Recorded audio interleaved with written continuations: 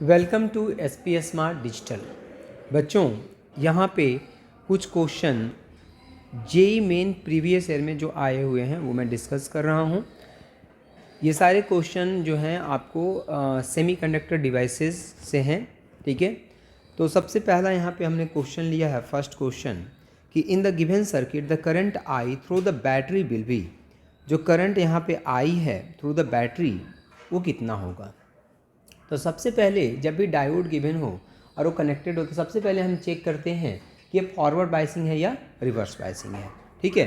तो हमने क्या किया, सबसे पहले कि ये आपका पी टाइप है और ये क्या है एन टाइप, ये आपका पी टाइप है, ये क्या है एन टाइप।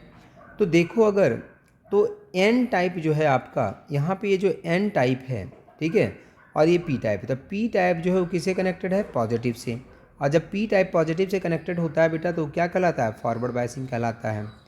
लेकिन डायोड D2 को अगर देखें तो इसका जो पी टाइप है वो किससे कनेक्टेड है, नेगेटिव से कनेक्टेड है। सो ये क्या कहलाएगा, रिवर्स बायसिंग कहलाएगा। सो डायोड 2 जो है, ठीक है, डायोड 2 जो है आपका वो कहलाएगा आपका फॉरवर्ड बायसिंग।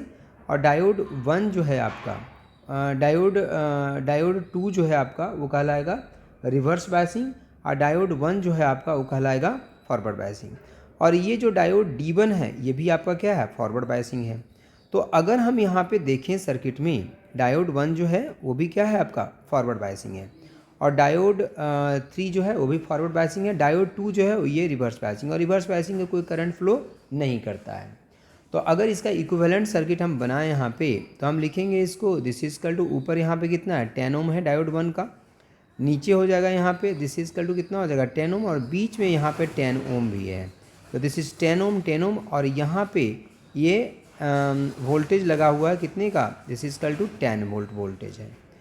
सो यहाँ पे देखें तो ये जो रेजिस्टेंस है और ये जो रेजिस्टेंस है ये दोनों सीरीज में है, तो सीरीज में है तो ऐड हो जाएगा रेजिस्टेंस का, टोटल कितना हो जाएगा 20। और इस 10 के साथ में ये क्या है, पैरेलल में। सो टोटल आर इक्विवेलेंट अगर हम निकालें तो कितना हो जाएगा 20 इंटू 10, और product of the resistance parallel में ही होता है ना, product of the resistance divided by sum of the resistance, तो 20 and plus 10।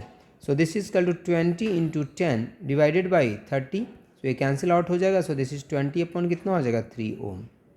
So what is current, तो current is equal to this is V upon R. So this is equal to V कितना है 10 upon R कितना है 20 upon 3। So this is equal to 10 into 3 upon कितना है 20। So this is equal to 3 upon 2। So this is equal to 1.5 क्या हो जाएगा, ampere. This is the correct answer.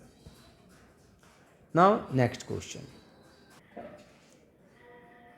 Question, अगर देखें दिस इज 28 इसका है, बुक का है, लेकिन नेक्स्ट क्वेश्चन हमारे लिए यही है।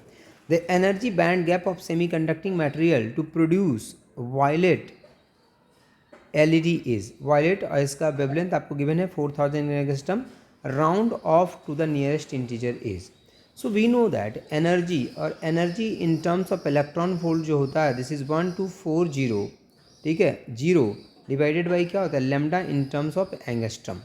और अगर नैनोमीटर में लिखते हैं तो 1240 electron volt nanometre divided by कितना होता है lambda in terms of nanometre होता है। तो ये किस में है, इलेक्ट्रॉन वोल्ट एंगस्ट्रम में है।